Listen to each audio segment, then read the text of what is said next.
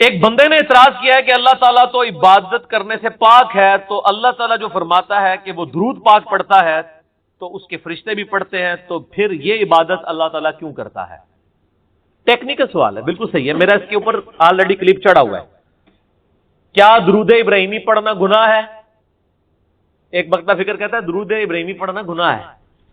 ہاں جی، کیونکہ وہ کہتے ہیں ہمارے مولویوں نے جو درود سکھایا وہ پڑھا کریں۔ درود ابراہیمی تو بخاری مسلم میں نبی علیہ السلام نے سکھایا ہے، تو لیکن میں تو نہ میں وابی نہ میں بابی، میں ہوں مسلم علم و کتابی۔ تو یہ جواب سن لیں، یہ بات بالکل ٹھیک لکھی ہے کہ درود شریف عبادت ہے، کیونکہ درود دعا ہے۔ ابو داؤد ترمذی ابن ماجہ کی حدیث ہے الدعاء هو العبادہ، دعا ہی تو عبادت ہے۔ درود شریف نبی علیہ السلام کے حق میں دعا ہے، اے اللہ اپنی رحمت اور سلامتی نبی علیہ السلام کے اوپر بھیج۔ اللہم صلی علی محمد وعلی آل محمد۔ جامعہ ترمذی میں صحیح حدیث ہے مولا علی علیہ السلام سے کہ وہ کنجوس ہے شخص جس کے سامنے میرا ذکر ہو اور مجھ پر درود نہ پڑے۔ اور سنن نسائی میں حدیث ہے کہ زید ابن خارجہ کو نبی علیہ السلام نے فرمایا درود کو اپنی دعاؤں میں لازم کر لو اور مجھ پہ پڑھا کرو اللہم صلی علی محمد وعلی آل محمد۔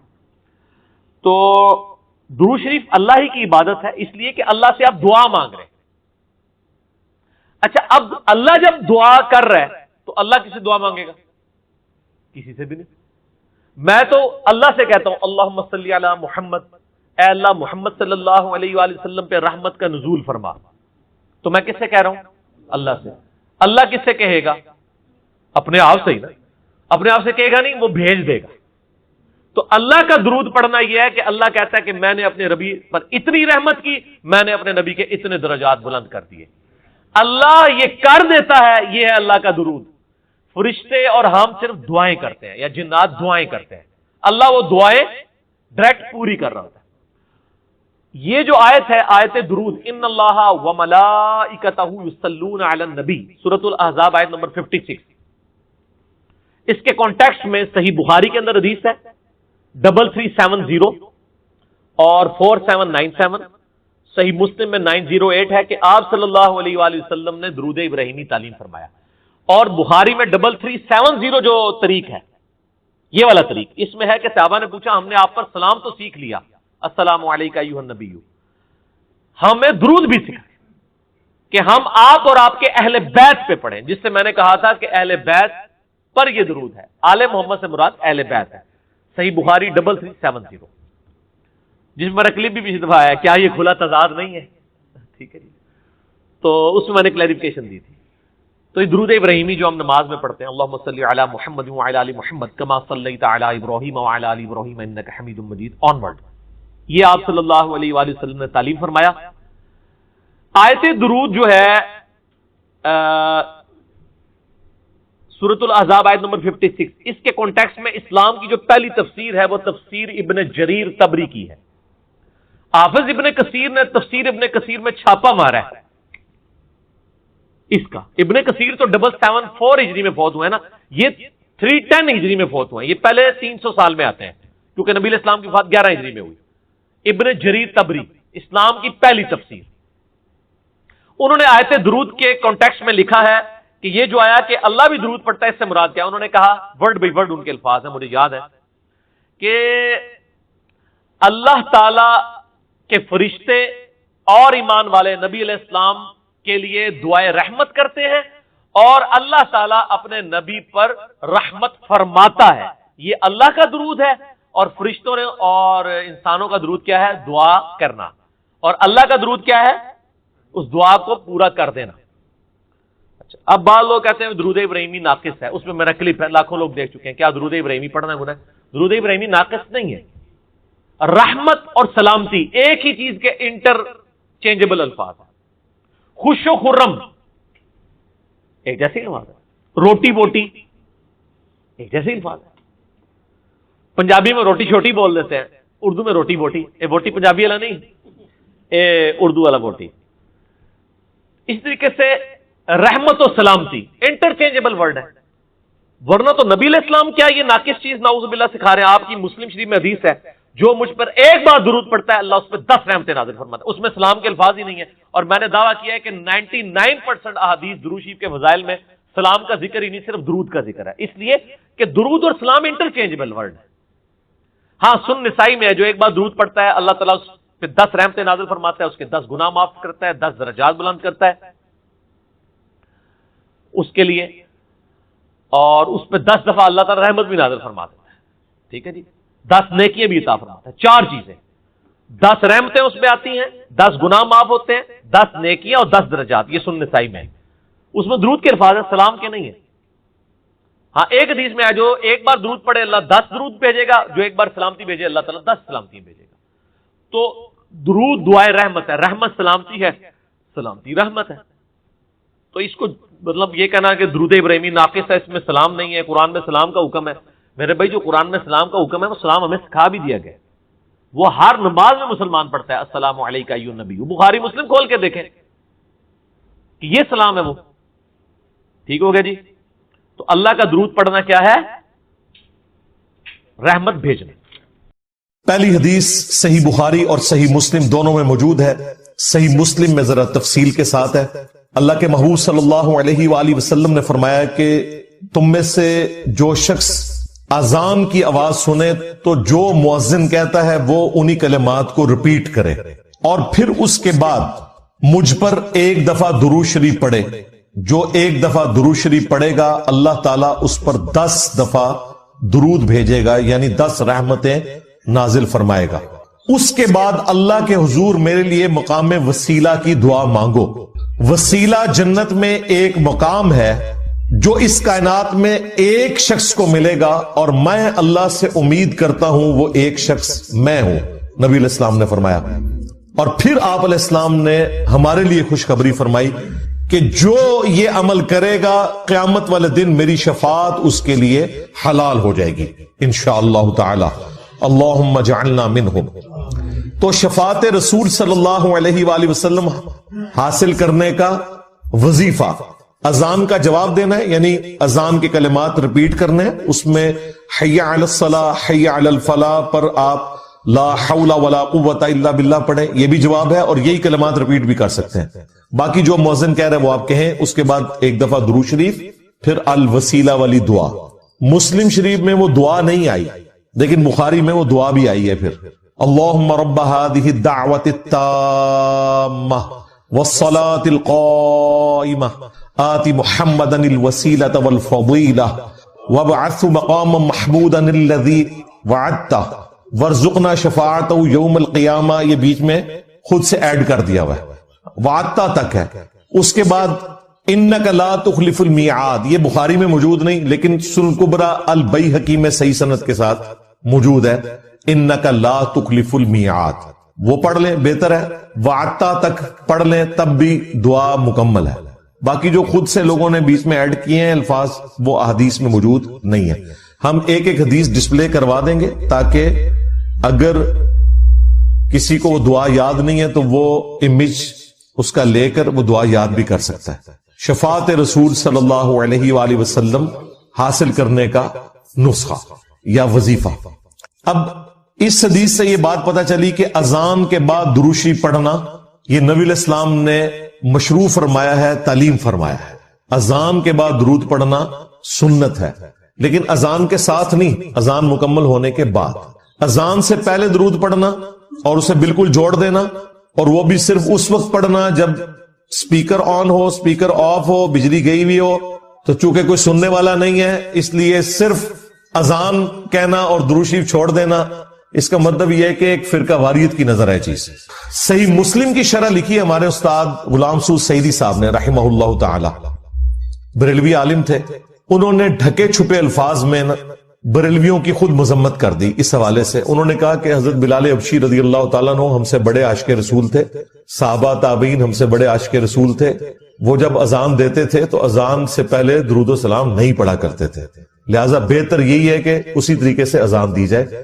یہ مفتی منیب الرحمان جو مفتی اعظم ہیں بریلویوں کے، ان کے مدرسے میں شیخ الحدیث تھے، میری ان سے تفصیلی ملاقات بھی ہوئی ہے 22 مارچ 2007 کو، بلکہ فجر کے فوراً بعد میری فلائٹ تھی تو میں رات کو پھر اسی مدرسے میں رکا تھا، آفس کے کام کے سلسلے میں گیا ہوا تھا۔ تو انہوں نے باقاعدہ شرح صحیح مسلم میں لکھا ہے کہ یہ اس طریقے سے اذان دے رہے ہیں اور اس کو عشق رسول بتا رہے ہیں، اور جو اذان نہیں دیتے انہیں وہ کہتے ہیں کوئی عشق سے محروم ہے، تو یہ بالکل غلط اپروچ ہے۔ البتہ اذان کے بعد درود شریف پڑھنا، اور وہ بھی الوسیلہ والی دعا سے پہلے، تاکہ نبی علیہ السلام کی شفاعت حاصل ہو، یہ سنت ہے۔ دوسری حدیث صحیح مسلم میں ہے کہ نبی علیہ السلام نے فرمایا جو مجھ پر ایک دفعہ درود پڑے گا اللہ تعالیٰ اس پر 10 دفعہ درود پڑے گا، یعنی جو میرے لیے ایک دفعہ دعائے رحمت کرے گا اللہ تعالیٰ اس پر 10 رحمتیں نازل فرمائے گا۔ تیسری حدیث سنن نسائی میں ہے، حضرت جبرائیل علیہ السلام رسول اللہ کی خدمت میں حاضر ہوئے اور کہا کہ آپ کا رب آپ سے فرماتا ہے کہ کیا آپ اس بات پر راضی نہیں ہیں کہ آپ کا جو بھی امتی آپ پر ایک دفعہ درود بھیجے اللہ تعالیٰ اس پر 10 دفعہ رحمت نازل فرمائے گا، اور جو ایک دفعہ سلام بھیجے گا اللہ تعالیٰ اس پر 10 دفعہ سلامتی نازل فرمائے گا۔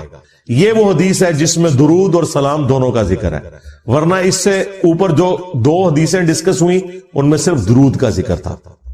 درود اور سلام انٹرچینجبل الفاظ ہیں، جس طرح اردو میں خوش و خرم، حسین و جمیل، اور قرآن میں تو صرف سلام آیا، سلام علی ابراہیم، سلام علی موسیٰ و ہارون، اور پھر اسے کنکلوڈ کیا سبحان ربک رب العزت عما یصفون وسلام علی المرسلین والحمد للہ رب العالمین۔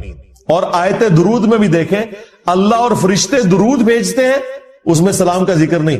اے ایمان والو تم درود اور سلام بھیجو، تو کیا سلام کے بغیر جو اللہ اور فرشتے بھیج رہے ہیں وہ ناقص درود ہے؟ نہیں، درود اور سلام انٹرچینجبل الفاظ ہیں۔ اس میں پہلے بھی بول چکا کہ نبی علیہ السلام نے فرمایا جو ایک بار درود پڑھے گا، صرف درود کا ذکر ہے، اور یہ کہتے ہیں بغیر سلام کے پڑھا تو ناقص ہوگا، بالکل جھوٹ بولتے ہو تم، اللہ کے نبی پہ جھوٹ باندھتے ہو۔ اللہ تعالیٰ اس پہ 10 رحمتیں نازل فرمائے گا، 10 گناہ معاف کر دے گا، اور اس کے 10 درجات بلند فرمائے گا۔ 5ویں حدیث جامعہ ترمذی میں ہے، نبی علیہ السلام نے فرمایا قیامت کے دن میرے سب سے زیادہ نزدیک وہ شخص ہوگا جس نے دنیا میں مجھ پہ سب سے زیادہ درود پڑھا ہوگا۔ اللہم صلی علی محمد وعلی آل محمد۔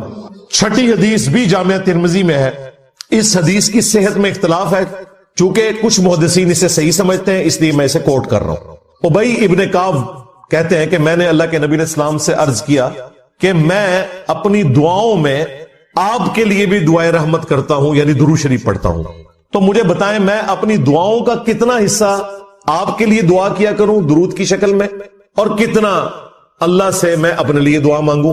کیا میں اپنی دعاؤں کا 1/4 حصہ درود کے لیے مقرر کر لوں؟ نبی علیہ السلام نے فرمایا بہت اچھا ہے، لیکن اس سے بھی زیادہ کرو تو تمہارے لیے اور بہتر ہے۔ انہوں نے پھر عرض کیا یا رسول اللہ صلی اللہ علیہ وآلہ وسلم میں اپنی دعاؤں کا آدھا حصہ درود کے لیے کرتا ہوں اور آدھا باقی دعاؤں کے لیے۔ آپ نے فرمایا بہت اچھا ہے، اس سے بھی زیادہ کرو تو اور اچھا ہے۔ درود شریف کا جو سب سے پسندیدہ صیغہ ہے نا وہ وہی ہے جو ہمارے درود ابراہیمی کا پہلا جز ہے، اللہم صلی علی محمد وعلی آل محمد۔ سنن نسائی میں حدیث ہے، انٹرنیشنل نمبر کے مطابق 1293 اور ایک نمبرنگ کے مطابق ہے 1292۔ یہ مجھے زبانی یاد ہے نمبر، 12 نبی علیہ السلام کی نسبت سے اور 92 محمد کی وجہ سے 1292 سنن نسائی۔ زید ابن خارجہ سے نبی علیہ السلام نے فرمایا مجھ پہ درود پڑھنا لازم کر لو اور اپنی دعاؤں میں پڑھا کرو اللہم صلی علی محمد وعلی آل محمد۔ یہ سنی شیعہ دونوں کے ہاں پڑھا جاتا ہے۔ اس کے علاوہ بخاری اور مسلم میں درود ابراہیمیہ ہے جو ہم نماز میں پڑھتے ہیں، یہ بھی ثابت ہے۔ باقی جتنے بھی درود ہیں اسی سے ملتے جلتے ہیں، صلی اللہ علیہ وآلہ وسلم، یہ بھی نبی علیہ السلام سے ثابت ہے۔ صحیح مسلم میں حضرت عیسیٰ علیہ السلام کے لیے آپ نے کہا وَنُزُولِ عِیسَى ابْنَ مَرْیَمَ صلی اللہ علیہ وسلم وآلہ وسلم کے ساتھ پڑھنا بہتر ہے، کیونکہ نبی علیہ السلام نے اسی کی ترغیب دلائی ہے۔ درود ابراہیمی میں بھی دیکھیں باقی درودوں کے اندر۔ اب رہا مسئلہ کتنی تعداد میں پڑھا جائے، جتنی حسب توفیق ہو۔ مجموع الزوائد میں ایک صحیح سند کے ساتھ حدیث موجود ہے سنن طبرانی کے ریفرنس سے کہ جو شخص صبح کے وقت 10 دفعہ درود شریف پڑھ لے اور 10 دفعہ شام کے وقت، قیامت والے دن اسے میری شفاعت نصیب۔ تو یہ بڑا آسان ہے، 10 دفعہ اللہم صلی علی محمد وعلی آل محمد پڑھنے میں کتنا ٹائم لگتا؟ باقی اللہ تعالیٰ نے ڈیٹم لیول کے اوپر تو آپ پہ ویسے ہی یہ لازمی کر دیا ہے۔ نماز میں ہم درود شریف پڑھ ہی رہے ہوتے ہیں، ہر نماز میں پڑھ رہے ہوتے ہیں درود شریف کے بغیر تمہاری نماز ہی مکمل نہیں ہوتی۔ اور ہماری نماز تو ہم تو دعائے قنوت کے بعد بھی درود شریف پڑھتے ہیں، صحیح سند سے ثابت ہے۔ نماز جنازہ میں بھی درود شریف پڑھتے ہیں، ہر جگہ درود شریف ہے، مسجد میں داخل ہوتے وقت درود شریف ہے۔ وہ حدیثیں موجود ہیں، وہ میں نے اس لیکچر میں ساری حدیثیں بتائی ہیں۔ ہر خطبے کے آغاز میں درود شریف ہے، جس مجلس میں نبی علیہ السلام کا ذکر ہو وہاں پہ درود شریف ہے۔ مولا علی علیہ السلام سے حدیث ہے جامعہ ترمذی میں صحیح سند کے ساتھ کہ نبی صلی اللہ علیہ وآلہ وسلم نے فرمایا وہ شخص کنجوس ہے جس کے سامنے میرا ذکر ہو اور مجھ پر درود نہ پڑے، اللہم صلی علی محمد وعلی آل محمد۔ اور ترمذی میں ایک حدیث ہے وہ شخص تباہ و برباد ہو جائے جس کے سامنے میرا ذکر ہو اور مجھ پر درود شریف نہ پڑے، اللہم صلی علی محمد وعلی آل محمد۔ اور اس کے علاوہ سنن طبرانی میں بھی ایک روایت ہے، اس روایت کی صحت پہ اختلاف ہے لیکن چونکہ کچھ محدثین اسے صحیح سمجھتے ہیں اس لیے میں ضرور بیان کرتا ہوں کہ جو شخص روزانہ 100 دفعہ درود شریف پڑھ لے تو قیامت والے دن اللہ تعالیٰ اسے شہیدوں کے ساتھ اٹھائے گا اور اس کی دونوں آنکھوں کے درمیان لکھا ہوگا کہ یہ شخص منافقت اور دوزخ کی آگ سے بری ہے۔ 100 دفعہ درود شریف، میری تو کوشش ہوتی ہے کہ 100 دفعہ درود شریف روزانہ کم از کم ضرور پڑھا جائے۔ اگر کوئی روزانہ نہیں پڑھ سکتا 10 دفعہ تو پڑھ لے۔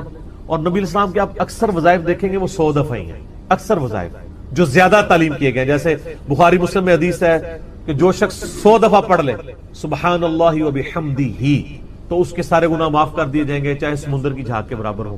اور جو شخص صبح و شام 100 دفعہ یہی پڑھے تو قیامت دن اس سے بڑھ کے کوئی عمل نہیں لے کے آ سکتا سوائے اس کے کہ جو اس سے زیادہ وہ کلمات پڑھ لے 100 کا دفعہ۔ پھر بخاری میں 70 دفعہ استغفار کا ذکر ہے۔ پھر تسبیح فاطمہ بھی جو ہے 100 دفعہ ہے، 33 دفعہ سبحان اللہ، 33 دفعہ الحمدللہ، 34 دفعہ اللہ اکبر، یا 33 دفعہ اللہ اکبر اور 100 کا عدد پورا کرنے کے لیے بخاری مسلم میں آتا ہے لا الہ الا اللہ وحدہ لا شریک لہ لہ الملک ولہ الحمد وہو علی کل شیء قدیر۔ تو یہ سارے 100 والے ہیں، زیادہ تو آپ جتنا مرضی پڑھیں۔ جامعہ ترمذی میں حدیث ہے قیامت والے دن میرے سب سے زیادہ نزدیک وہ شخص ہوگا جس نے دنیا میں مجھ پہ سب سے زیادہ درود شریف پڑھا ہوگا، اللہم صلی علی محمد وعلی آل محمد۔ تو سر جتنا گڑ ڈالیں گے اتنا میٹھا ہوگا، درود شریف جتنا پڑھیں اتنا ہی کام ہے، نبی علیہ السلام کے قرب کا ذریعہ ہے۔ لیکن صرف درود شریف پہ زور ہو، نبی علیہ السلام کی تعلیمات پہ زور نہ ہو تو یہ غلط۔ درود شریف کے لیے باوضو ہونا بھی شرط نہیں ہے، یہ اللہ کا ذکر ہے اور ایسا ذکر ہے جس کے لیے کوئی پروٹوکول نہیں۔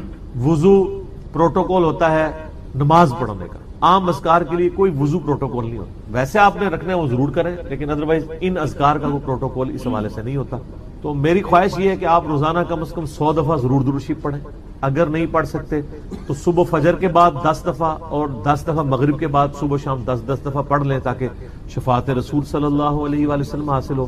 پھر مسلم شریف میں حدیث ہے، بخاری میں بھی کچھ حصہ ہے کہ جو اذان کا جواب دے یعنی وہی مؤذن والے کلمات ریپیٹ کرے اس کے بعد مجھ پہ درود شریف پڑھے اور الوسیلہ والی دعا مانگے تو میری شفاعت اس کے لیے حلال ہو جائے گی، وہاں بھی درود شریف ہے۔ صحیح مسلم میں حدیث ہے جو ایک دفعہ 10 درود شریف پڑھے گا اللہ تعالیٰ اس پہ 10 رحمتیں نازل فرمائے گا۔ سنن نسائی میں حدیث ہے جو ایک دفعہ درود شریف پڑھے گا اللہ تعالیٰ اس پہ 10 رحمتیں نازل فرمائے گا، اس کے 10 درجات بلند کر دے گا، اسے 10 نیکیاں عطا فرمائے گا، اس کے 10 گناہ معاف کر دے گا۔ کتنی بڑی فضیلت ہے سر، اتنی بڑی فضیلت مجھے بتائیں کس عمل کی ہوگی؟ نفلی عبادات میں افضل ترین عبادت درود شریف۔ اچھا یہ درود شریف اللہ کی عبادت ہے کیونکہ آپ رجوع اللہ کرتے ہیں، اللہم صلی علی محمد وعلی آل محمد۔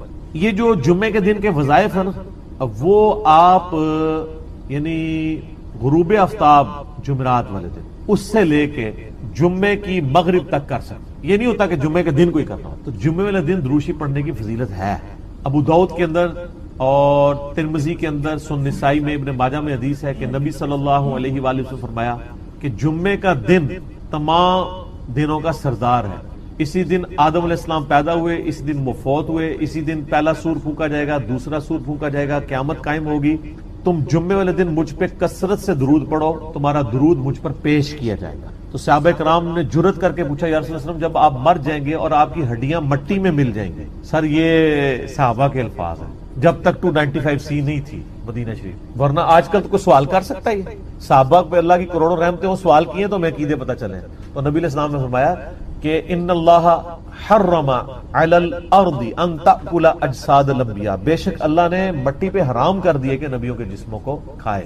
تو نبیوں کے جسم سلامت ہیں قبروں کے، ان پر درود شریف پیش ہو۔ تو جمعے والے دن درود شریف کی ایک خاص فضیلت ہے، جمعے والے دن ضرور 100 بار پڑھ لیا کریں۔ نبی علیہ السلام کی بارگاہ میں درود شریف پیش ہو رہا ہوتا ہے۔ وہ سنن نسائی میں حدیث ہے نا، زمین پہ کچھ فرشتے سیاحت کرتے ہیں، میرے امتیوں کا سلام مجھ تک پہنچاتے ہیں۔ اور میں نے دیکھا ہے کہ یہ حقیقت بات ہے، مسلمانوں کے جتنے مکاتب فکر ہیں ان میں سے 2 مکاتب فکر میں نے درود شریف کا بہت اہتمام دیکھا، نبی علیہ السلام کا مبارک ذکر کرتے ہیں۔ پہلے نمبر پہ شیعہ حضرات کو کہ وہ درود شریف کا بہت اہتمام کرتے ہیں، اور دوسرے نمبر پہ اہل حدیث کے ہاں آپ عرب میں چلے جائیں, آپ وہاں پہ عربی خطبے سنیں ان کے جمعوں کے, سر اگر ایک جملے میں 3 دفعہ آ رہا ہے نا تو وہ قال النبی صلی اللہ علیہ وآلہ وسلم پورا پڑھیں گے. یہاں ہمارے لوگ بیان کرتے پوری تقریر, میرے حضور گئے, حضور آئے, حضور نے کیا, دوسری ایک دفعہ بھی نہیں پڑھتے کیونکہ ٹرینڈ میں نہیں. تو یہ ٹرینڈ سیٹ کرنا چاہیے, اور یہ بھی آپ کا کام ہے کہ جب کسی علماء سے آپ یہ سنیں کہ وہ بغیر درود شریف کے نبی صلی اللہ علیہ وآلہ وسلم کا ذکر کر رہا ہے, تو آپ اسے بتائیں کہ یار چلو 4 دفعہ نام لیا ہے, 1 دفعہ تو درود شریف ساتھ پڑھتے.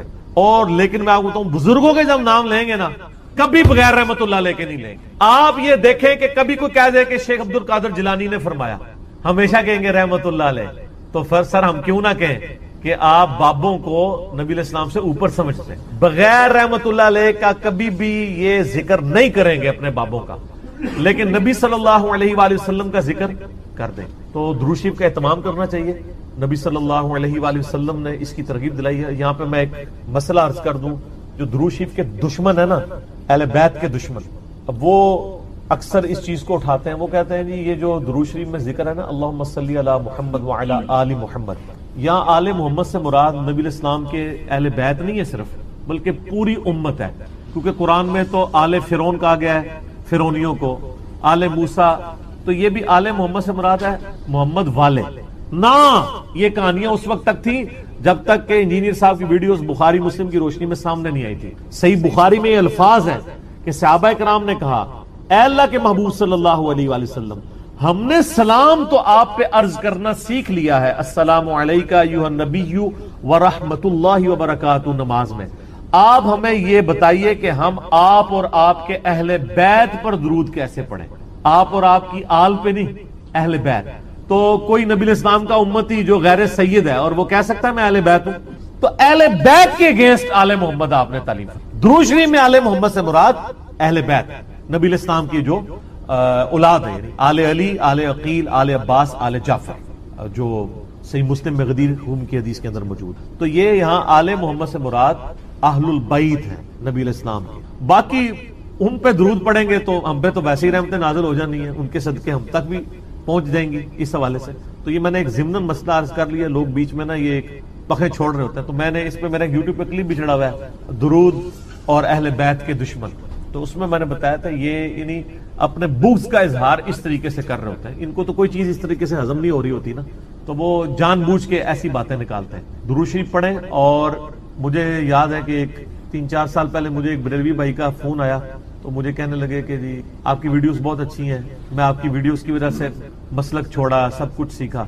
آپ سے ایک ریکویسٹ کرنی ہے کہ آپ جب درود شریف پڑھتے ہیں نا تو آپ صلی اللہ علیہ وآلہ وسلم پڑھا کریں. تو آپ میری پرانی ویڈیوز دیکھیں تو اس میں صلی اللہ علیہ وسلم ہوتا تھا. تو میں نے اس کا پھر یہ مشورہ مانا, تو پھر میں نے آہستہ آہستہ اپنے آپ کو اس کا عادی کیا کہ وآلہ وسلم بھی کہا جائے, کیونکہ نبی صلی اللہ علیہ وآلہ وسلم کو یہ چیز پسند ہے کہ آپ صلی اللہ علیہ وآلہ وسلم کے اہل بیت کا ذکر کیا جائے. اس لیے درود ابراہیمی میں بھی اہل بیت کا ذکر کیا گیا. اچھا, درود ابراہیمی میں بعض لوگ کہتے ہیں یہ جو آل ابراہیم کا ذکر ہے تو آپ یہودیوں میں درود پڑھ رہے ہوتے ہیں. نہیں سر, یہودیوں میں کہاں درود ہے. اس میں ہے کہ اے اللہ درود بھیج محمد صلی اللہ علیہ وآلہ وسلم اور ان کی آل یعنی اہل بیت کے اوپر, جیسا کہ تو نے رحمت بھیجی تھی. مثال ہے, اب والے یہودی تو ہے ضربت علیہم الذلہ والمسکنہ, یہ تو مغضوب علیہم ہے, یعنی مراد وہ جو اہل توحید تھے بنی اسرائیل میں سے. کون؟ حضرت موسیٰ علیہ السلام, عیسیٰ علیہ السلام, یعقوب علیہ السلام, یوسف علیہ السلام, جن پہ اولاد ابراہیم تو یہ ہے نا. وہ تو اولاد ابراہیم نہیں ہے نا جس نے ابراہیم والے کام ہی چھوڑ دیے. وہ تو قرآن میں آیا کہ حضرت نوح علیہ السلام نے کہا یا اللہ یہ میرا بیٹا ہے. اللہ فرمایا اس کے تو اعمال ہی کافر والے, تیرا بیٹا ہی نہیں, بیگوٹن سن تھا. تعلیمات پہ عمل نہ کرنے کی وجہ سے اللہ تعالیٰ نے بیگوٹن سن ہونا, سلبی بیٹا ہونے کا بھی انکار کر دیا.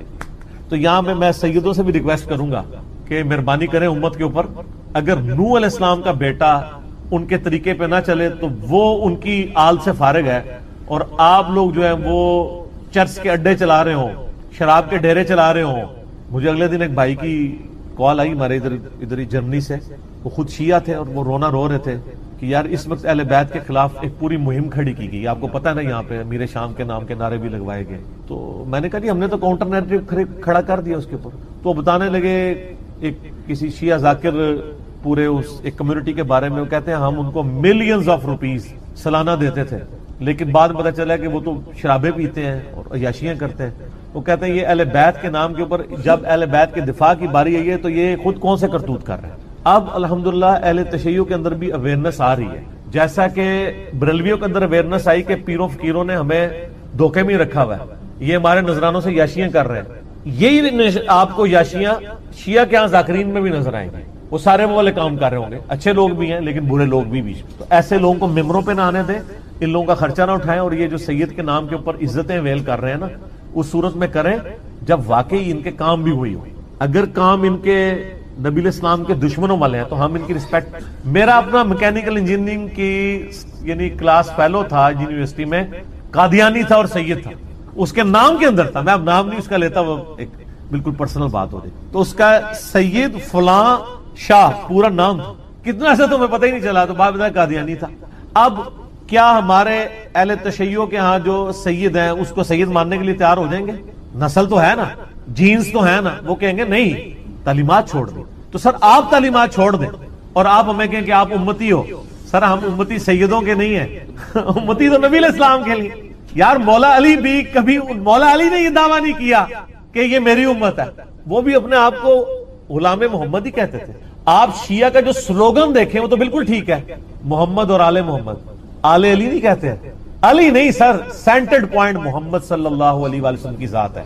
جس کی جو بھی عزت ہے وہ نبی الاسلام کی نسبت کی وجہ سے، جس کا جو بھی مرتبہ ہے وہ ان کی نسبت کی وجہ سے. اگر نبی الاسلام کو بیچ میں سے نکال دیتے ہیں پھر کوئی شخص کوئی مرتبہ ویل نہیں کرتا. تو محمد اور آل محمد، حالانکہ دیکھیں اولاد علی ہے لیکن نام کیا بولا جاتا ہے؟ آل محمد. کیوں؟ یہ اللہ نے رشتہ کروایا. ویسے سنن نسائی میں صحیح سند کے ساتھ حدیث ہے، پہلے حضرت ابوبکر نے رشتہ مانگا تھا نبی الاسلام سے سیدہ فاطمہ کے لیے، جب تک کہ حضرت ابوبکر خود سسر نہیں بنے تھے. نبی الاسلام نے کہا میری بچی چھوٹی ہے. پھر حضرت عمر نے مانگا، فرمایا چھوٹی ہے. پھر حضرت علی نے مانگا تو رشتہ کر دیا. پہلی حدیث صحیح بخاری، اور یہ وہ آیت ہے جس کے بارے میں نے کہا تھا کہ آپ کسی بھی پاکستان کے چوک میں یہ آیت اگر تلاوت کر دیں ترجمے کے ساتھ، بھلے آپ اعلیٰ حضرت کا ہی ترجمہ پڑھ دیں، تو آپ کا غیبانہ نماز جنازہ ہمیں پڑھنا پڑ جائے گا. اتنا حوصلہ ہی نہیں کہ یہ آیت کوئی سن سکے. سورۃ الاعراف آیت نمبر 188. اگر نبی الاسلام کا یہ سٹیٹس ہے تو بابت شاہ ہی کوئی نہیں. قُلْ لَا أَمْلِكُ لِنَفْسِي نَفْعًا وَلَا ضَرًّا. اے نبی تم فرماؤ میں تو اپنی جان کے لیے بھی کسی بھی نفع اور نقصان کا مالک نہیں ہوں، اِلَّا مَا شَاءَ اللَّهُ، مگر جو اللہ چاہے. اب اس کو اسی آیت میں پھر کھولا گیا کہ اس سے مراد کیا ہے نفع نقصان کا مالک نہیں ہوں. وَلَوْ كُنْتُ أَعْلَمُ الْغَيْبِ، اگر میں خود سے غائب جان لیتا، مجھے پتا چل جاتا کہ مستقبل میں کیا ہونے والا ہے، لَسْتَكْثَرْتُ مِنَ الْخَيْرِ، تو میں خیر کثیر جمع کر لیتا. وَمَا مَسَّنِيَ السُّوءُ، اور مجھے کبھی کوئی برائی نہ پہنچتی، کوئی تکلیف نہ پہنچتی. میں پہلے ہی اس کے لیے کوئی معاملات کو سیٹل کر لیتا ہے. نبی الاسلام کو اگر پہلے یہ پتا چل جاتا کہ ایگزیکٹلی کیا ہونا ہے. ویسے تو بخاری میں آتا ہے نبی الاسلام کو احد کے موقع پر ایک خواب دکھایا گیا تھا کہ آپ کے سامنے ایک گائے ذبح ہو رہی ہے، تو آپ کو یہ کلک کر گئی کہ کل یہ دن مشکل ہونے والا ہے مسلمانوں پر. لیکن ایگزیکٹلی کیا ہوگا کہ وہ 50 تیر انداز میں سے 35 جو ہے وہ درہ چھوڑ دیں گے. حالانکہ بخاری میں الفاظ تھے، نبی الاسلام نے کہا کہ تم دیکھو کہ ہماری لاشوں کو چیل کوے بھی اٹھا رہے ہیں نا، تب بھی تم نے یہ درہ نہیں چھوڑنا. اس سے زیادہ اور کیسے سمجھایا جاتا، لیکن ہو گیا وہ. اس کی وجہ سے نبی الاسلام کے بھی دانت شہید ہوئے، 70 کے قریب صحابہ شہید ہوئے، صرف ان 35 بندوں کی نافرمانی کرنے کی وجہ سے. اس پہ میں جملہ بولتا ہوں کہ اگر نبی دنیا میں موجود ہوں اور نبی کے ماننے والے نبی کی نافرمانی کریں تو اس کا رزلٹ یہ نکلتا ہے کہ باقی مسلمان بھی تکلیف کاٹتے ہیں، خود نبی بھی تکلیف کاٹتے ہیں. آج تو نبی دنیا میں موجود نہیں ہے. آج اگر ہم اللہ اور اس کے رسول کی نافرمانیاں کریں گے تو ہمیں یہ کون سا تکبر ہے کہ نبی الاسلام کی دعاؤں کا حصہ ہمیں مل جائے گا. جب نبی دنیا میں موجود تھے اور چند لوگوں نے نبی الاسلام کی نافرمانی کی، اس کی پاداش میں اللہ تعالیٰ نے نبی الاسلام کے بھی دانت شہید ہوئے، 70 صحابہ بھی شہید ہو گئے. اگر لحاظ ہونا چاہیے تھا وہاں ہوتا نا. یہ اللہ تعالیٰ نے ایگزامپل سیٹ کی کہ یہ نعرے مارنے چھوڑ دو جو کچھ بھی ہے تیرے محبوب کی امت سے، نہ، محبوب کی اتباع کرو گے پھر یہ نسبت بھی کام آئے گی۔ تمہیں تو یہی بتایا گیا نا کہ نبی نے شفاعت کرنی ہے، یقیناً کرنی ہے، یہ تو سب کو پتا ہے، لیکن جو شکایت لگانی ہے، وقال الرسول یا رب ان قوم اتخذوا هذا القرآن مہجورا، نبی شکایت کریں گے کہ میری امت نے قرآن کو پیٹ کے پیچھے ڈال دیا تھا۔ سورۃ الفرقان سورت نمبر 25 آیت نمبر 30، یہ نہیں آپ کو بتایا گیا۔ ان انا الا نذیر وبشیر لقوم یؤمنون، میں تو نہیں ہوں مگر ڈر سنانے والا اور خوشخبری دینے والا ان لوگوں کے لیے جو بات ماننا چاہیں، جو ایمان لانا چاہیں۔ یہ آیت بالکل کلیئر کٹ بتا رہی ہے کہ نبی علیہ السلام اپنی جان کے لیے بھی نفع نقصان کے مالک نہیں ہے، کسی کو تو آپ چھوڑ دیں۔ نمبر 2، غائب خود سے نہیں جانتے۔ ہاں اللہ تعالیٰ بتائے تو وہ تو نبی ہوتا ہی وہ ہے جسے غیبی خبریں ملے۔ نبی کے لیے جو علم غیب نہیں مانتا وہ گمراہ نہیں، کافر ہے، یہ بنیادی عقیدہ ہے۔ وما كان الله ليطلعكم على الغيب، اللہ کی یہ شان نہیں کہ ہر ایک شخص کے اوپر غیب کی خبر جو ہے وہ دے اسے، ولكن الله يجتبي من رسله من يشاء، بلکہ اللہ تعالیٰ اپنے رسولوں میں سے چن لیتا ہے جسے چاہتا ہے۔ تو رسول ہوتا ہی وہ ہے جس کے پاس غیبی خبریں آتی ہیں، وہ جتنا اللہ تعالیٰ بتاتا ہے وہ امت تک پہنچا دیتے ہیں، خود سے نہیں جانتے بلکہ اللہ تعالیٰ کے بتانے پر، اور جتنا اللہ تعالیٰ بتاتا ہے۔ اسی آیت کا ایک ورژن جو ہے وہ سورۃ الانعام میں سورت نمبر 6 میں آیت نمبر 50 ہے، لیکن اس میں کچھ اور الفاظ ہیں، ورنہ یہ آیت بھی کافی تھی، لیکن میں نے وہ اسی لیے ڈالی کہ کچھ الفاظ اس میں مزید ایڈ ہیں، اسی مفہوم کی آیت ہے۔ قُلْ لَا أَقُولُ لَكُمْ عِنْدِي خَزَائِنُ اللَّهِ، اے نبی تم فرماؤ میں تو یہ نہیں کہتا کہ میرے پاس اللہ کے خزانے ہیں۔ یہ کہتے ہیں بخاری مسلم میں ہے کہ نبی علیہ السلام کو اللہ تعالیٰ نے کہا کہ خواب دکھائی گئی کہ زمین کے خزانوں کی چابیاں دے دی گئی ہیں، اور بھائی اس سے مراد رومنز اور پرشینز کے جو خزانے تھے مسلمانوں کے پاس آنے تھے، نبی صلی اللہ علیہ وآلہ وسلم کو خوشخبری دی گئی کہ آپ کی امت وہاں تک پہنچ جائے گی۔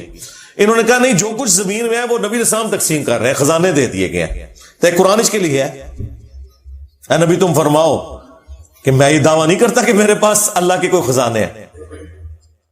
ہاں جب اللہ تعالیٰ نے دیے وہ آپ کی امت تک بھی پہنچے، وہ معاملہ الگ ہے۔ اور جی بخاری مسلم میں حدیث ہے کہ اللہ دیتا ہے میں تقسیم کرتا ہوں، آدھی حدیث، بھائی پوری حدیث ہے اللہ تعالیٰ جس کے ساتھ بھلائی کا ارادہ فرماتا ہے اسے دین کی سمجھ بوجھ عطا فرما دیتا ہے، دیتا اللہ ہے، تقسیم میں کرتا ہوں۔ یعنی یہ دین جو ہے یہ اللہ تبارک و تعالیٰ نے میرے اوپر نازل کیا، میں تو صرف اس دین کو تمہارے اندر تقسیم کرنے کے لیے آیا ہوں، تمہیں بتانے کے لیے آیا ہوں۔ یہ اللہ کی مرضی ہے کہ کس کے ساتھ بھلائی کا ارادہ فرمائے۔ اس پہ امام بخاری نے بھی باقاعدہ باب باندھا ہے کہ اللہ تعالیٰ جس کے ساتھ بھلائی کا ارادہ فرماتا ہے اسے دین کی فکر عطا فرما دیتا ہے۔ اعلیٰ حضرت نے پورا شعر لکھ دیا، رب ہے معطی یہ ہے قاسم، رزق اس کا ہے کھلاتے ہی ہے۔ وہ کہتے نہیں، وہ بخاری میں لکھا ہے اللہ دیتا ہے میں تقسیم کرتا ہوں، لہذا یہ کھاتے ہیں تیرے در کا، پیتے ہیں تیرے در کا۔ اندازہ کریں۔ اور اب مجھے بتائیں کوئی یہ کہ سرکار غوث اعظم نظر کرم خدارا میرا خالی کا سا بھر دو، اور نسو ادھروں ہے، نکلو ادھروں، کیونکہ میرے نبی سا ہے ہی کوئی نہیں، تیرے بابے تے شاہ ہی کوئی نہیں، بلکہ شاہ ہی کوئی نہیں۔ ہاں اب یہ دیکھیں، اے نبی تم فرماؤ میں نہیں کہتا میرے پاس کوئی اللہ کے خزانے ہیں، ولا اعلم الغیب، نہ میرا یہ دعویٰ ہے کہ میں خود غیب جان لیتا ہوں۔ ہاں جو اللہ وہی کرتا ہے وہ تو بالکل علم غیب کا عقیدہ ہم مانتے ہیں۔ ولا اقول لکم انی ملک، اور نہ میرا یہ دعویٰ ہے کہ میں فرشتہ ہوں، نوری مخلوق۔ نور ہے، نور ہدایت ہے، جو نبی علیہ السلام کو نور ہدایت نہ مانے وہ گمراہ ہے، لیکن سپیشی آپ کی بشر ہے۔ وہ سورہ بنی اسرائیل میں ہے کہ اگر زمین پر فرشتے آباد ہوتے تو فرشتوں میں پیغمبر آتا، چونکہ انسان آباد ہے تو انسانوں میں پیغمبر آئے گا۔ یہاں پہ بھی آ گیا، میں یہ نہیں کہتا میں فرشتہ ہوں، کوئی میں نوری مخلوق ہوں، میں انسان ہوں۔ ان اتبع الا ما یوحى الی، میں تو خود اسی کی پیروی کرنے والا ہوں جو میری طرف وحی کی جاتی ہے۔ قل هل يستوي الاعمى والبصير، اے نبی ان سے فرماؤ بھلا بتاؤ کہ اندھا اور آنکھ والا برابر ہو سکتے؟ افلا تتفکرون، تو کیا تم غور نہیں کرتے؟ ہم بھی نہیں یہ کہیں گے کہ اندھو، عقل کے اندھو، قرآن و سنت سے دور بھاگنے والوں، تم اور قرآن و سنت والے کبھی بھی برابر نہیں ہو سکتے. تم اپنے بابوں کے دین کے اوپر ہو، صرف ان بابوں کو مانو جو کتابوں کو مانتے ہیں، کیونکہ عزتیں ان بابوں نے اویل کی تھیں کتابوں کی وجہ سے. چندے بٹورے تھے انہوں نے اللہ اور اس کے رسول کے نام کے اوپر، عز و جل و صلی اللہ علیہ وآلہ وسلم. سواریاں انہوں نے سوار کی تھی مکے اور مدینے کے نام کے اوپر، لیکن افسوس پھینکی جا کے بغداد شریف، دیوبند شریف، اجمیر شریف، بریلی شریف کے اندر غداری کی ہے تم لوگوں نے اپنے نبی کے ساتھ. دیکھ لو پھر اللہ تعالیٰ نے کیسا انتقام لیا ہے تم سے، کتنی بڑی بلا تمہارے اوپر چھوڑ دی ہے. میں نبی عیسیٰ ہے ہی کوئی نہیں، تیرے بابے تھے شے ہی کوئی نہیں. تو غلام آزاد کرنے کا ثواب ملے گا. سر روزہ اگر آپ توڑ بیٹھیں تو ایک غلام آزاد کرنا پڑتا ہے، تو 100 روزوں سے بھی کے برابر یہ آپ سمجھ لیں. 100 دفعہ الحمدللہ پڑھ لیا کرو، تمہیں 100 گھوڑے اللہ کی راہ میں جہاد کے لیے بھیجنے کا ثواب ملے گا. 100 دفعہ اللہ اکبر پڑھ لیا کرو، تمہیں 100 اونٹ اللہ کی راہ میں بھیجنے کا، قربان کرنے کا، نہر کرنے کا ثواب ملے گا. 100 اونٹ، سر ایک اونٹ کی قیمت آلموسٹ 2-2.5 لاکھ روپے، کروڑوں روپے کا وظیفہ ہے جی، ملینز آف ڈالرز کا یہ وظیفہ ہے فری میں. اور 100 دفعہ لا الہ الا اللہ پڑھ لیا کرو، یہ زمین و آسمان کے درمیان جتنا فاصلہ ہے اس کو ثواب سے بھر دے گا. سر لا الہ الا اللہ کے پھر برابری کون کر سکتا ہے؟ وہ حدیث بطاقہ ہے نا، کاغذ کے پرزے والی حدیث جامع ترمذی میں، کہ ایک شخص کے 99 دفاتر گناہوں کے کھولے جائیں گے اور نامہ مال تول رہا ہوگا تو اللہ تعالیٰ فرمائے گا میں کسی کے ساتھ ناانصافی نہیں کرتا. دوسری طرف ایک کاغذ کا ٹکڑا ڈالا جائے گا جس پہ لا الہ الا اللہ لکھا ہوگا. وہ شخص کہے گا یہ ایک ٹکڑا کیا کر سکتا ہے، بس وہ رکھنے کی دیر ہوگی وہ پڑھنا بھاری ہو جائے گا. اللہ کے نام سے تو وزنی کوئی چیز نہیں ہو سکتی. اسے کہتے ہیں کاغذ کے پرزے والی حدیث، اس کے لیے جنت کا حکم ہو جائے گا. لا الہ الا اللہ کا مقابلہ نہیں ہے. تو یہ 4 وظیفے ہیں، سبحان اللہ، الحمدللہ، اللہ اکبر، لا الہ الا اللہ. یہ اتنا محبوب وظیفہ ہے کہ جو سنن نبی داؤد میں، جامع ترمذی میں صلاۃ و تسبیح والی حدیث ہے، اس میں 300 دفعہ کون سے کلمات پڑھے جاتے ہیں؟ یہی سبحان اللہ والحمد للہ ولا الہ الا اللہ واللہ اکبر. بس اتنا ہی پڑھنا ہوتا ہے. یہ ولا حول ولا قوت الا باللہ کی حدیثیں الگ سے ہیں، لیکن صلاۃ و تسبیح میں اتنا ہی پڑھنا ہوتا ہے، 4 کلمات. حتیٰ کہ صحیح مسلم میں حدیث ہے، نبی علیہ السلام نے فرمایا یہ 4 کلمات مجھے ہر اس چیز سے بڑھ کر محبوب ہیں جن پہ سورج طلوع ہوتا ہے. یعنی دنیا اور جو کچھ دنیا کے اندر ہے اس سے بڑھ کر مجھے یہ چیز محبوب ہے کہ میں یہ 4 کلمات کہہ لوں، سبحان اللہ والحمد للہ ولا الہ الا اللہ واللہ اکبر. اور صحیح مسلم کی ایک اور حدیث ہے کہ نبی علیہ السلام نے فرمایا اللہ تعالیٰ کو اس سے بڑھ کر کوئی اور کلمات محبوب نہیں ہے. اور یہ حصہ بخاری میں بھی ہے اس کا، اور اس میں اللہ تعالیٰ کی طرف سے کوئی پابندی نہیں ہے، تم ان کی ترتیب بھی بدل سکتے ہو. یعنی سبحان اللہ کے بعد آپ اللہ اکبر پڑھ لیں، پھر لا الہ الا اللہ، کوئی فرق نہیں ہے. یہ ایک اوپن چیز ہے. آپ یوں بھی کر سکتے ہیں کہ پہلے 100 دفعہ پڑھ لیں سبحان اللہ سبحان اللہ سبحان اللہ، الحمدللہ الحمدللہ الحمدللہ، اللہ اکبر، کیونکہ را کو پھر لام سے ملائیں گے، اللہ اکبر اللہ اکبر اللہ اکبر، لا الہ الا اللہ لا الہ الا اللہ لا الہ الا اللہ. اور یوں بھی پڑھ سکتے ہیں، وہ زیادہ بہتر ہے، سبحان اللہ والحمد للہ ولا الہ الا اللہ واللہ اکبر. کیونکہ اکبر پہ وقف کریں گے، ورنہ یہ سبحان اللہ تو الحمدللہ ہی پڑھ نہیں سکتے آپ، کیونکہ الحمدللہ الحمدللہ بنے گا کانٹینیوس، جیسے اللہ اکبر اللہ اکبر اللہ اکبر بنتا ہے، تو وقف کرنا پڑے گا. سوائے سبحان اللہ کے، سبحان اللہ یہ تو پڑھ سکتے ہیں، لیکن الحمدللہ کو الحمدللہ الحمدللہ وقف کرنا پڑے گا. اللہ اکبر اگر ملائیں گے تو اللہ اکبر را کو لام سے، تو اس کی بجائے اتنی مشکل میں نہ پڑھیں، سبحان اللہ والحمد للہ ولا الہ الا اللہ واللہ اکبر. 1 تسبیح پڑھ لے، 4 وظیفے 100 دفعہ ہو جائیں گے، کیونکہ نبی علیہ السلام نے اجازت دے دی ہے نا، آگے پیچھے دائیں بائیں کچھ بھی کر سکتے ہو. اور یہ ترتیب تو صلاۃ و تسبیح میں موجود ہے. نبی علیہ السلام نے یہ کلمات پڑھے بھی ہیں. آپ کو پتا ہے تبلیغی جماعت والے 3 وظیفے بتاتے ہیں, ویسے بڑی سمجھداری سے ہی کسی نے وہ ڈیوائز کیے ہوئے ہیں. 100 دفعہ وہ یہ بتاتے ہیں سبحان اللہ والحمد للہ ولا الہ الا اللہ واللہ اکبر. وہ ساتھ وہ بتاتے ہیں ولا حول ولا قوت الا باللہ, وہ بھی پڑھ سکتے ہیں. وہ بھی صحیح بخاری میں رات کو اٹھتے وقت کی دعا ہے. ہل علی العظیم تک بھی پڑھ سکتے ہیں, وہ ابن ماجہ میں موجود ہے. میرا ایک یوٹیوب پہ کلپ ہے 6 کلموں کا ثبوت, تو میں نے بتایا 4 کلمے ثابت ہیں, 2 مولویوں کے لکھے ہوئے ہیں, آخری والے جو ہیں. تو بلکہ وہ میرا بیٹا تو وہ اس کے وہ کورس میں آیا تو اس نے وہ 2 یاد ہی نہیں کیے, تو اس کو ماں کہہ رہی یاد کرو, کہتی وہ کہتا ثابت ہی نہیں ہے تو کیوں سارے یاد کرو.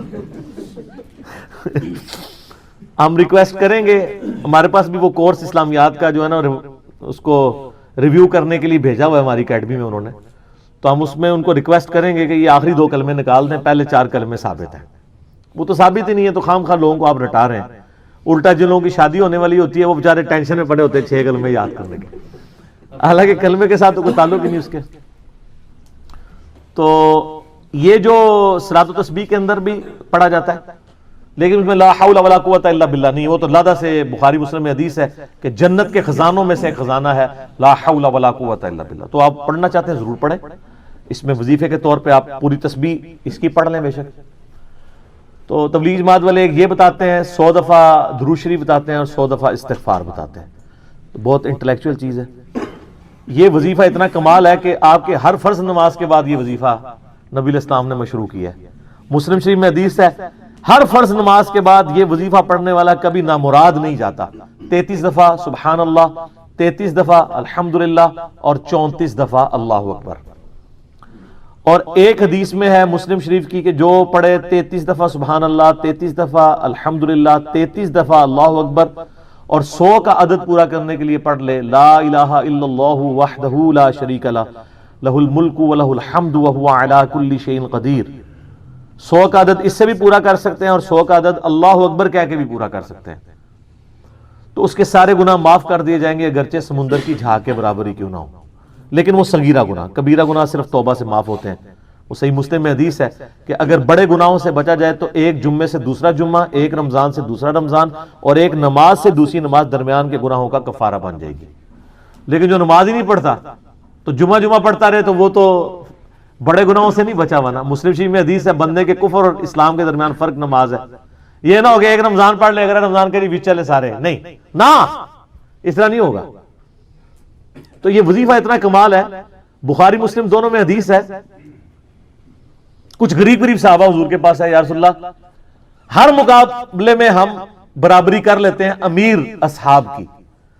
وہ روزے رکھتے ہیں ہم بھی روزے رکھ لیتے ہیں, وہ نمازیں پڑھتے ہیں ہم بھی نمازیں پڑھ لیتے ہیں, وہ جہاد کرتے ہیں ہم بھی جہاد کر لیتے ہیں. ایک معاملے میں آ کے ہم مارے جاتے ہیں. قرآن میں بار بار ہے اللہ کی راہ میں خرچ کرو, ہم تو خود ہی غریب ہیں, تو آپ ہمیں کوئی اس کا حل تجویز کریں. تو آپ فرمایا میں تمہیں ایک ایسی چیز بتاتا ہوں کہ تم ان کی برابری کر لو گے.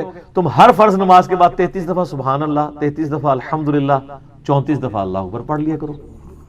یہ بخاری مسلم دونوں میں. کچھ دنوں کے بعد پھر وہ حاضر ہوئے, یا رسول اللہ وہ تو امیر صحابہ کو بھی پتہ چل گیا, وہ بھی یہی کچھ پڑھ رہے ہیں. اب ہم کیا کریں؟ تسی تک لو جناب, تسی گرین کارڈ دے تے بلو کارڈ دے چکر پہ ہو, دنیا دے آخرت کے نہیں. صحابہ کرام آخرت کے بلو اور گرین کارڈ کی بات کرتے تھے. تو نبی علیہ السلام مسکرائے, آپ نے فرمایا ذالک فضل اللہ یؤتی من یشاء, یہ اللہ کا فضل ہے, میں تو اللہ کا فضل نہیں روک سکتا. ٹھیک ہے نا. تو ظاہر گیون سرکمسٹانسز اللہ کے دیے ہوئے ہیں, اس کے اندر آپ بیسٹ پرفارم کرنے کی کوشش کریں. اللہ کے فضل کو تو کوئی روک نہیں لگا سکتا نا. کوئی یہ نہیں کہہ سکتا کہ جی وہ یعنی تیرے ہوتے جنم لیا ہوتا کیوں نہیں ہوا, ہو سکتا ہے ابو جہل ہی ہوتا. تو جس حال میں اللہ نے رکھا ہے اسی کو آپ بہتر سمجھیں. تو اس طرح کی کئی احادیث ہیں جو ان وظیفوں کو سپورٹ. اچھا مسلم شریف میں ایک حدیث میں یہ بھی آیا کہ 10 دفعہ سبحان اللہ, 10 دفعہ الحمدللہ اور 10 دفعہ اللہ اکبر. اگر کسی کے پاس ٹائم تھوڑا ہے نا تو فرض نماز کے بعد یہ بھی پڑھ سکتا ہے. 10 دفعہ بھی وظیفہ یہ والا کیا جا سکتا ہے. ایک بڑی رکت انگیز حدیث ہے, ہمارے یوسف بھائی نے اس پہ کلپ بھی بنایا ہے, صفین کی راتوں میں. بخاری مسلم دونوں میں حدیث ہے. مولا علی علیہ السلام خود روایت کر رہے ہیں. وہ کہتے ہیں کہ نبی علیہ السلام کو جب اللہ نے کشادگی دی، کچھ غلام آپ کو گفٹ ملے، تو میں نے فاطمہ سے کہا کہ تم پورا دن گھر کی صفائی کرتی ہو، چکی چلاتی ہو، اس کی وجہ سے ان کے ہاتھ پہ بھی نشان بن گئے تھے، اس طریقے سے سامان اٹھا کے لاتی تھی تو رسی کے نشان یہاں پڑے ہوئے تھے. تو نبی علیہ السلام سے جا کے جو ہے وہ ایک غلام ڈیمانڈ کر لیتے ہیں جو ہمیں ذرا ہیلپ آؤٹ کر دے گا، جب سب کو مل رہا ہے تو ہمیں بھی مل جائے گا. تو سیدہ فاطمہ حاضر ہوئی. یہ حدیث بخاری میں بھی ہے، مسلم میں بھی ہے. تو حضور علیہ السلام کے پاس گئیں، بات نہیں کر سکی. طبیعت میں تربیت کس کی تھی سر؟ بولڈنس نہیں تھی وہ والی، حالانکہ باپ ہے اور حضور کو پتا تھا اپنی بچی کی عادت کا. تو وہ گئیں، بات نہیں کر سکی، واپس چلی گئی. تو حضور علیہ السلام محفل برخاست ہوئی، آپ خود آ گئے. سر وہ حدیث کمال ہے. مولا علی کہتے ہیں میں اور فاطمہ ایک چادر میں لیٹے ہوئے تھے اور نبی علیہ السلام ہمارے گھر میں آئے اور پاؤں کی جانب سے نبی علیہ السلام ہمارے بستر میں داخل ہوئے، حتیٰ کہ آپ کے پاؤں کی ٹھنڈک ہم نے اپنے سینے پہ محسوس کی. یعنی حضور علیہ السلام نے پاؤں کی جانب سے اپنے پاؤں انٹر کیے اور وہ پاؤں سیدہ فاطمہ اور مولا علی کے سینے تک پہنچ گئے تو انہوں نے ان کو سینے سے لگا لیا. سر یہ فرینکنس کسی صحابی کو نصیب ہو سکتی ہے؟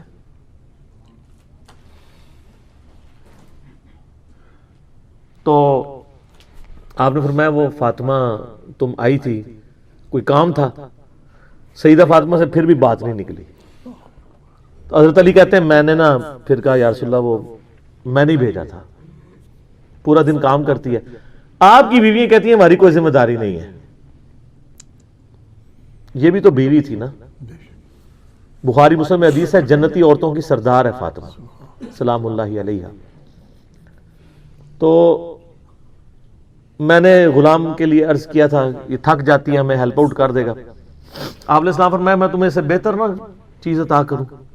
کہ یا رسول اللہ عطا کرے. یعنی آپ لوگ تو سمجھ رہے ہوں گے کہ غلام مانگا ہے تو شاید ایک گھوڑا بھی ساتھ گفٹ مل جائے گا. ان کا جب رات کو بسترے پہ جانے لگو نا تو 33 دفعہ سبحان اللہ، 33 دفعہ الحمدللہ اور 34 دفعہ اللہ اکبر پڑھ لیا کرو. یہ تمہارے لیے اس غلام سے بھی بہتر ہے. یعنی سارے دن کی تھکاوٹ اتر جائے گی. سر یہ بہت بہترین وظیفہ ہے. تو اچھا یہ حدیث مولا علی پوری زندگی سنایا کرتے تھے کیونکہ حضرت فاطمہ اور مولا علی کی ایک محبت بڑی مثالی تھی. پھر لوگ بھی جو ہے نا وہ مولا علی سے پوچھا کرتے تھے وہ فاطمہ والی حدیث تسبیح فاطمہ، اسے تسبیح فاطمہ اسی لیے کہا جاتا ہے. تو یہ حدیث جب بیان کی مولا علی نے تو آگے نے تابعین نے پوچھ لیا، بخاری مسلم دونوں میں ہے کہ حضرت علی کہتے ہیں کہ وہ دن ہے آج کا دن ہے، میں نے کبھی یہ وظیفہ چھوڑا نہیں ہے. سر استقامت تو خود مل جاتی ہے. جس کے بسترے میں جا کے نبی علیہ السلام وظیفہ سکھا رہے ہوں تو وہ پوری زندگی اس واقعے کو کبھی بھول سکتا ہے کہ مجھے خود آ کے میرے بسترے میں آ کے اور حتیٰ کہ آپ کے قدم مبارک میرے سینے سے لگے تھے، اس حال میں حضور نے مجھے یہ تحفہ دیا ہے، وہ تحفہ کوئی بھلا سکتا ہے؟ تو تابعی نے کہا کہ مولا علی سے کہا کہ کیا جنگ صفین کی راتوں میں بھی آپ یہ وظیفہ پڑھا کرتے تھے جب مسلمانوں پہ اتنا مشکل وقت تھا، آپ میدان جنگ میں تھے؟ آپ دیکھیں 30 سال کے بعد مولا علی کو تلوار دوبارہ اٹھانا پڑی اسلامی نظام کو بچانے کے لیے. تو مولا نے کہا ہاں صفین کی راتوں میں بھی میں نے کبھی یہ وظیفہ نہیں چھوڑا. تو اس پہ وہ کلپ بنایا تھا صفین کی راتوں میں. یہ اتنا کمال کا وظیفہ ہے. اللہ تعالیٰ ہمیں اس وظیفے پہ استقامت دے اور کچھ نہ کر سکیں یہ ضرور کیا کریں. بخاری مسلم میں حدیث ہے، عائشہ کہتی ہیں نبی علیہ السلام نے فرمایا کہ اللہ تعالیٰ کو سب سے بڑھ کر محبوب عمل وہ ہے جو مستقل مزاجی سے کیا جائے خواہ تھوڑا ہی کیوں نہ ہو، بنسبت اس عمل کے جو بہت زیادہ ہو لیکن مستقل مزاجی سے نہ ہو. ایک بندہ ایک دن 1000 دفعہ سبحان اللہ پڑھتا ہے، اگلے دن 10 دفعہ پڑھتا ہے، اس سے بہتر روزانہ ہی 10 دفعہ پڑھ لے. تو یہ وظیفہ 100 دفعہ پڑھنے کے لیے کوئی زیادہ ٹائم ریکوائرڈ نہیں ہوتا. آپ روٹین میں ہیں، آپ پاس دونوں آپشن ہیں، الگ الگ کر کے پڑھ لیں تب بھی ٹھیک ہے، ایک ہی دفعہ میں پڑھ لیں سبحان اللہ والحمدللہ ولا الہ الا اللہ واللہ اکبر تب بھی درست ہے. اور فرض نماز کے بعد تو اور کوئی وظیفہ، ایک آیت الکرسی والا وظیفہ اور یہ تسبیح فاطمہ والا وظیفہ اور تکبیر بلند کرنا، استغفار پڑھنا، اللہم انت السلام منک السلام، سارے اذکار اس میں لکھے ہوئے ہیں۔ چند ایک وظائف تو ضرور پڑھیں، اور اس میں یہ والا وظیفہ کبھی نہ چھوڑیں، یہ بہت ایکسٹرا آرڈنری وظیفہ ہے۔ مغرب کی اذانیں شروع ہو چکی ہیں، بقیہ سوالات انشاءاللہ اذان مغرب کے وقفے کے بعد انشاءاللہ۔